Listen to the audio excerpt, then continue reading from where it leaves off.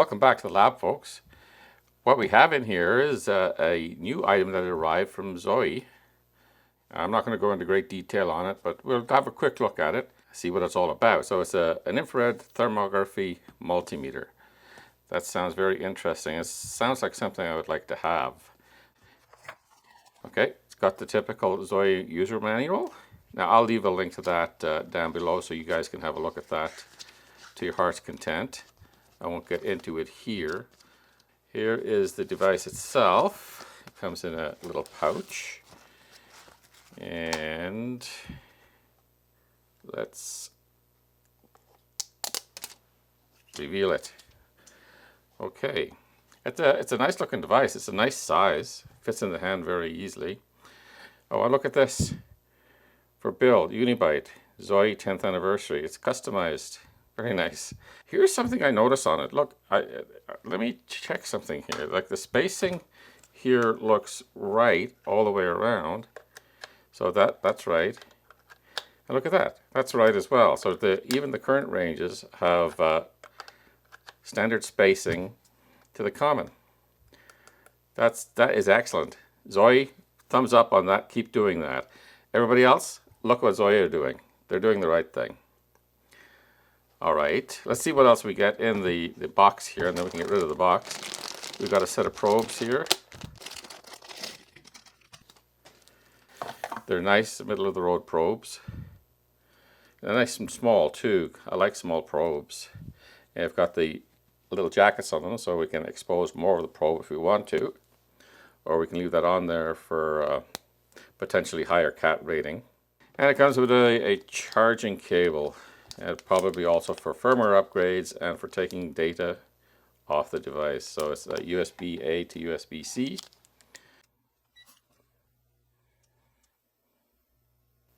Okay, it's come up in DMM mode, and I remember that's when I booted up the first time, that's where I left it. So it remembers what mode you're in and comes up in that mode. Let's have a quick look here at the thermography mode of it. So it's 92 pixels by 92 pixels, and it takes up only a little square patch of the screen here. And it's picking up my hand here. Let's see. You can see the shape of the tip on this, and it's basically giving us that shape. So the resolution is enough to be able to make out what components you're looking at. Let's have a look at the menu here in imaging mode. We have our album, so there are the saved images that you've saved, and we have display brightness, we have auto off, we have distance to the objects that you're looking at through the IR camera, emissivity of the particular items of interest. This is camera image brightness, contrast, detail. This is your heat map palette. Temperature unit, degrees C. Tracking, puts the little spots on there where they want to see the hottest item, the coldest item, or some sort of curve. And this is your range. So I have set from -20 to 150 degrees C. That's more useful for electronics than the 100 degrees C to 550 degrees C. USB switch. Okay, you turn that on to enable such things as firmware upgrade and to download images off it. This is to format the internal media, your language, reset to factory, and enable an alarm. I have it turned off, but you know, you get a warning of something over 90 degrees C or an alarm over 300 degrees C, so you can set that to whatever you want. It might be good for if you're looking at a specific component that's supposed to not get above a certain temperature or something like that. You could certainly look at setting your alarm here. And this is your firmware version. So that's it. So I've got 100 ohms, 10k ohms, and 1 meg ohm. Let's see what it makes of these. So we'll put this into resistance mode. I wish they'd use a resistor there rather than that rectangle. That would be nice. So 100 ohms. Well, can't fault that. 10k ohms. Pretty good there too. and 1 megohm. This thing is right on. No problem at all with the resistance range. Now let's see, let's move on to continuity. Okay, good. So I've got my continuity tester here. So let's see if it handles 25 milliseconds okay. Okay, it handles 25 milliseconds. So to me, for my purposes, that's plenty good enough. But let's bring this, let's say, down to 10 milliseconds. It's handling 10 milliseconds just fine as well. Should we bring it down to 5?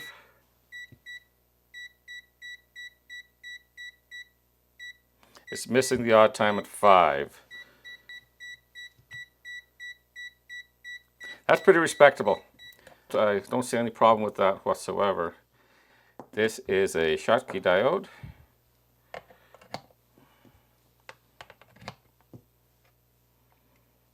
.269. I'll take that. This is a silicon diode. 0.635. That's great. So now we're going up into the LEDs. It's a red LED. Lights it up nice and bright.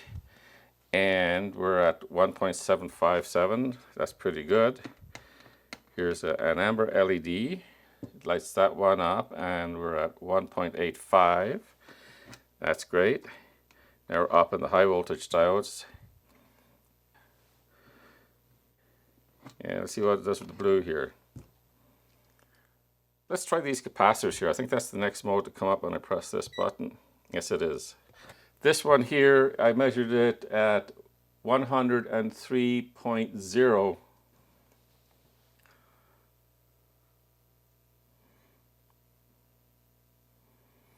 $109. So I will check when I edit the video. I'll check to see if that's within tolerance or not, and then we'll try this one here. This one I measured at 1.0006 microfarads, right? Yeah. So it's coming up at 0.975. Let's try it with some voltages. So we're putting out 0.1 volts, and this is smack on here. So let's go up to 1 volt. That looks pretty good to me. Let's do 10 volts here. Let's actually compare it. We'll get at that other one here. Okay, so we're getting 10.003, 3 counts and 0.005%. So yeah, that would be just within spec there. So that's fine. Okay, let's get some AC volts into it. 0.5033, 0.5026. That's okay. Let's go up. Okay, we're getting 5.020, 5.020 basically, or 1918. So yeah, they match very well. 7.07. Yeah, they're matching very, very well. Let's try it in the mains, see what it does. And they're matching very well here as well. So yeah, there's no problem at all with the accuracy. And you know, I've come to understand that now for the past 30 years or so. I've never seen an inaccurate meter in that period of time unless it had been blown up or damaged in some ways. Maybe we should pass some current through it. Putting 4 milliamps into it and we're reading 3.987. That's pretty darn close. Let's actually put less in. Let's put up like 0.1 milliamp into it. It's accurate there too. 10 milliamps. 20 milliamps. 24 milliamps is the highest it'll go to. It's right on there. Okay, we could try some real amps. I'm going to have to bring a power supply in for that. Yeah, ignore the power supply beeping there. That's well within the reading error there. 1.88, 1.88, 3.8, 3.8, 5.7, 5.7. And that's the most I can do, 6.1, 6.12. Yep, so they agree perfectly. Like I say, nothing wrong with the accuracy here. Okay, let's go into the menu here. And this is our album. So that's a little image I saved before. So I press OK and see what was that. So I just measured 2 volts there and saved that image. And you can delete it, yes or no. So let's say no. Let's go back. And here we got display. So you can change the brightness of the display. You can change your auto off time. You can change your infrared off time at 1 minute. I guess it consumes a lot more power then. And then down here, I think it just gives you a version of your firmware. So is there any more in there? No, that's it. So that's the menu. And that's it. And this is the save button. So on over here, so we have a relative function. Let's see if we can bring that up too. See how that works.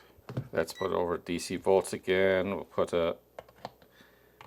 some voltage into it here. I think we've got 1 volt going into it. And then you hold it for 2 seconds, it should relative that out. There we go. So the rel function works.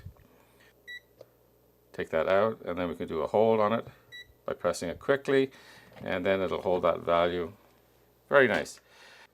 Let's see what the little bail is like here. It's a little bit wobbly, but not too bad. You can certainly, you can certainly press the buttons and operate the thing. I haven't got into great detail on it. My lab is very, very cold and I can't get the accuracy I really want. But this should give you some idea that the meter works very well. It handles very nicely. It's got a nice size to it. The UI is pretty simple to understand and operate. Everything seems to work on it just fine. Let's turn it off here before we open it up. And I might need a spudger. It's kind of sunk down into the case there.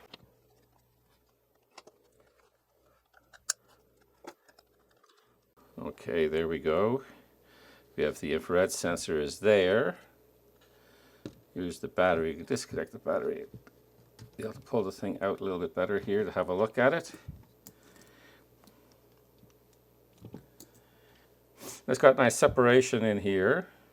Got the 2 fuses. They're ceramic fuses, but they're definitely not rated for 1,000 volts or anything like that. They're probably 250 volt. Here, this is one thing I like as well, is that the battery is in a nice, it's not glued in like you find in most other ones. It's in a nice little frame here so that you can just remove the screws and replace the battery. Left it without any tape on it so that you can have a look at, see what the ampere rating is of it. 2 ampere, 2000 milliamp hour. Perfect. That's very nice. I like that. That's a nice serviceability feature there. So you would have to get a battery, of course, with the protection circuit on it. I guess the protection circuit is not on the main board there. Okay, let me get this all back together again. Okay, folks, so that's it. That's the Zoyi ZT-R02 IR Thermography Multimeter. Now, some things I should maybe mention about it is there's no visual camera in it. It's just IR only. And it looks like we do have a flashlight there to help you find things, I guess. And I may have misspoke earlier. I might have said 92 by 92 pixels. It's 96 by 96 pixels.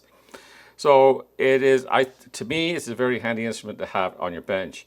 Maybe as a second multimeter and a IR camera at the same time. I think that would certainly be an excellent combination, especially if you're working on something with a thermal problem. That's it. I hope you got something out of this. I know I did, and I would like to thank Zoyi for sending this out to me. I think it's a great little instrument. It does what it's supposed to do, and it does it very nicely. Thank you. Bye bye.